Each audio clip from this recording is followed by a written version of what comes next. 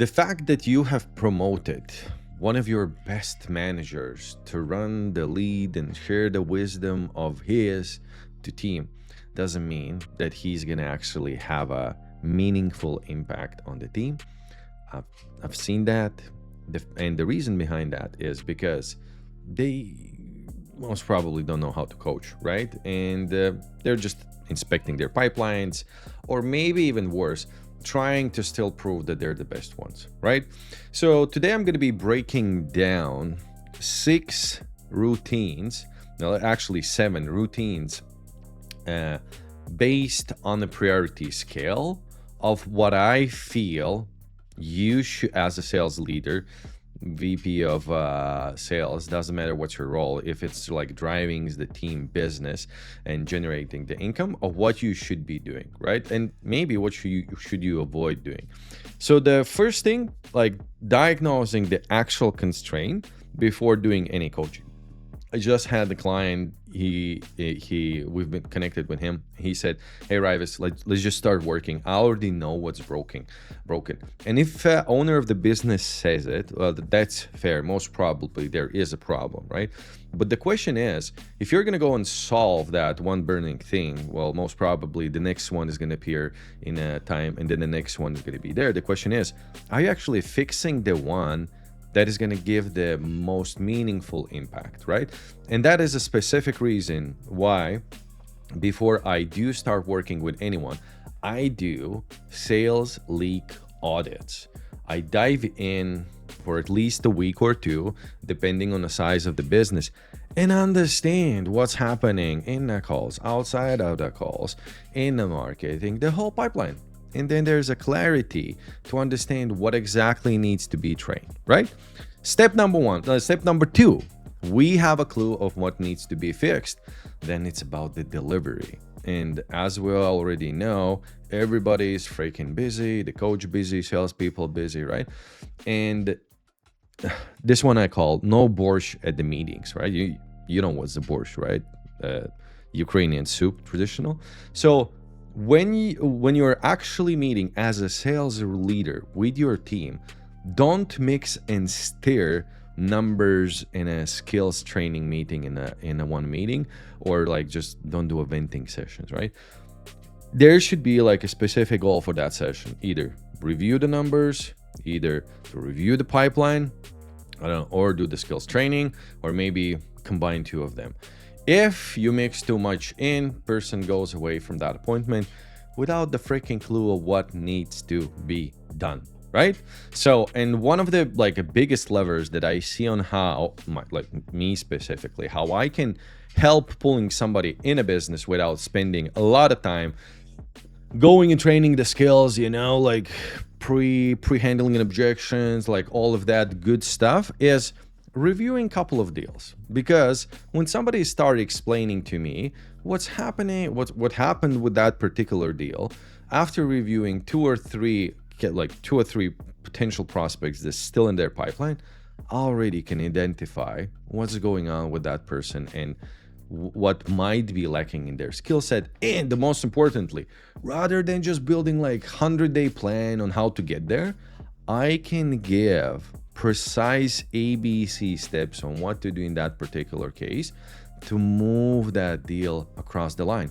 Just had one yesterday, 45-minute call. We reviewed a couple of leads in the pipeline, and that's it. Called 3 people, 2 of them still stuck, right? But 1 of them moved across the line. Good stuff. Number 3, review the real recorded calls tied to a framework. Role plays is cool and amazing, drilling and training, but in the best case scenario, those should be done, outside of the training and the working hours, just to do the drills. But reviewing calls and comparing them to, hey, where should we be? How this should sound based on the methodology that we're using. Doesn't matter which one it is. Well, preferably the one that is not building a resistance, right?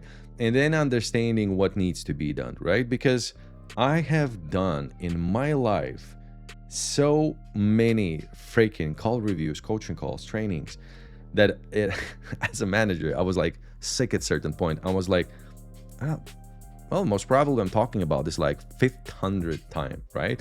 But when you have a framework and you can take a call, and then when everybody is up to date on that framework, it's easier for everybody to learn, right? Number 4, one behavior at a time, drilled to automatic. And this is, in my perspective, the most hardest thing, right? Because I'm going to give you a scenario, right? Imagine the team lagging on the results, right? Owners, founders, investors, everybody wants to drive the revenue, the numbers on the dashboard isn't where they should be, right? What starts to happen, that coach, consultant, trainer, doesn't matter, like the person who's actually responsible and impacting those numbers is bombarding those salespeople with do this, then that, and now this thing, and now that thing, right? And there's so many things like spinning on their plates, and then because of like these 100 things that somebody's expecting them to learn in the same way, because of that, they're not progressing because it's too much of everything happening, right? And only like maybe 10% of the people is going to figure this out, while for most of the people, you need to give them like one specific thing, and that is what 99% of the sales managers are not going to be capable of doing, because they want to rush and force the things to make them happen faster, right? They're not ready for the long game, right? And this is, I think, that what separates the best ones from the average and the low ones, right? Actually drilling that specific thing and making sure that's done. That's off our list to move on, okay? The 5th thing, make the rep self-diagnose instead of telling them.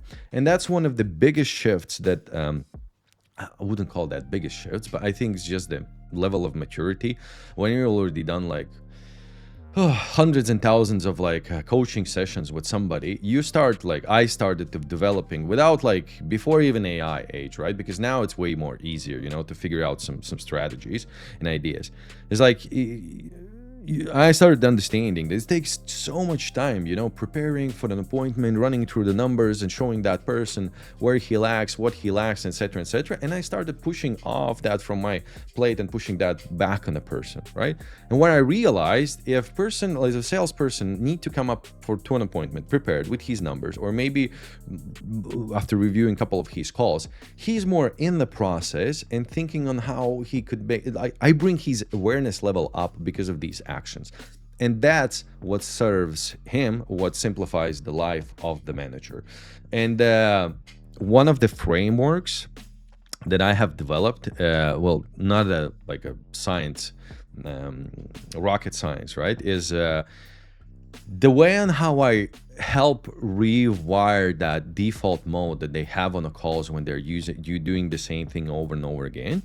I pick one specific thing that they need to fix, as we already talked before, one thing, and I ask them to review every single call at the end of their day, that specific moment, and what they did there. Have they honored the commitment and they did what they needed to do? Or if they haven't, why haven't they done it, right?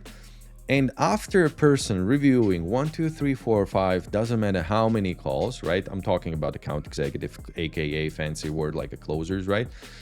If it's SDR, just limit to like 3, 4 calls.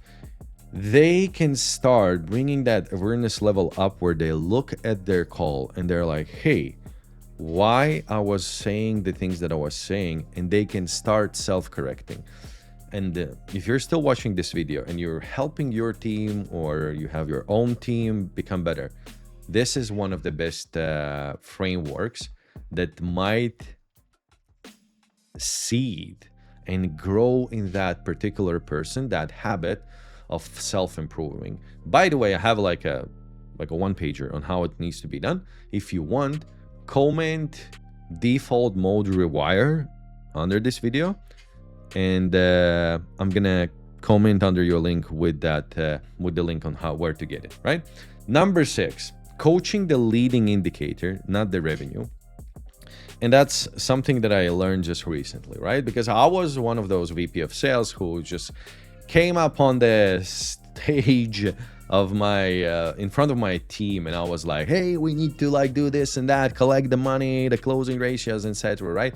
Well, that's the lagging indicators, right? The question is, what is our leading indicators? What inputs should I be doing and how much? And what is the actual things that I can impact as a salesperson to actually get there possibly, right?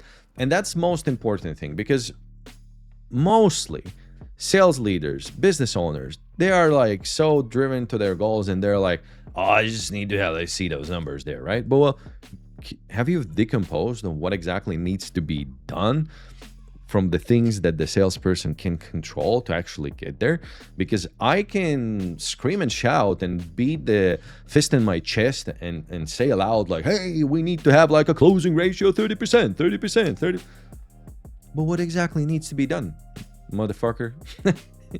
So think about the inputs that needs to be done. Help them learn how to do those impacts better with the less distractions. And the leading indicators, the revenue closing percentages is gonna pick up, brother. No worries, okay? Number 7, protect the weekly cadence.